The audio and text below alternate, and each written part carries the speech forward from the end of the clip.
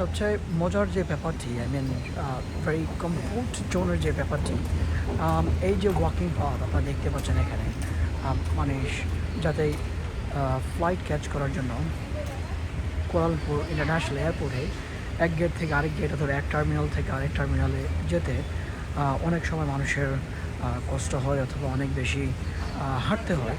তো হাঁটার কষ্টটা লাঘব করার জন্যে এই যে এভাবে ওয়াকিং পাথগুলো এখানে দেওয়া হয়েছে, স্লাইটলি অ্যাসকালেটরের মতো করে। আবার কিছু কিছু মানুষ তারা এখানে ঘুমাচ্ছেন, আপনারা দেখতে পাচ্ছেন।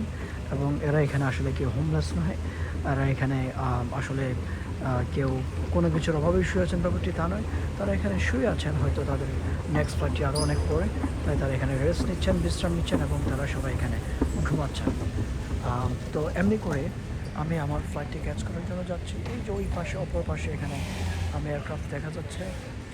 So yeah, this is all about it guys. Thank you, bye bye.